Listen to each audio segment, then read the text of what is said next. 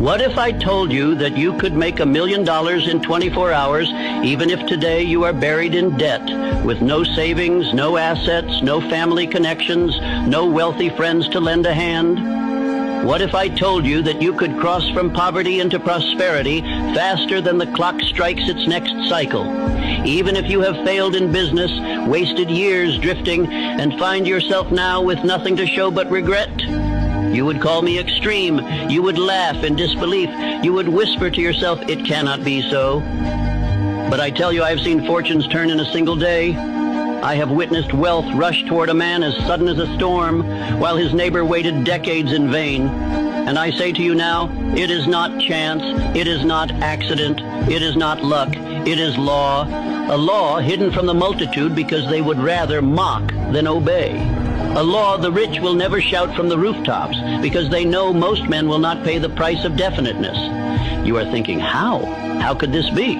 Do not rush. If I were to give you the answer in one word, you would dismiss it as too simple, too unbelievable. That is why I will not hand you the treasure in a sentence. I will walk you into it law by law until your own mind cannot escape the conclusion. By the end of this speech, you will not only believe that great wealth can arrive in 24 hours, you will know why and how. But before I show you, let me place a warning before your eyes. If you treat this as mere entertainment, if you drift while you listen, if you take these words as inspiration but not as command, you will gain nothing. You will walk away exactly as you came, poor, doubtful, waiting for someday. This law does not honor the lazy.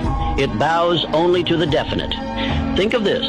Why does one man remain stuck for 30 years in the same misery, while another secures his fortune in a single day? Why does one man accumulate nothing but bills and disappointment, while another walks into opportunity as though it were prepared for him alone? The difference is not education, not inheritance, not connections. It is something far greater, far more mysterious, and far more available to you than to the men who pretend to be your betters. Frank W. Gonzalez discovered it when he stood in his pulpit and declared, "What I would do if I had $1 million." He had no million, no wealthy allies, no earthly reason to expect that his words would be answered. Yet within 24 hours, the fortune was his.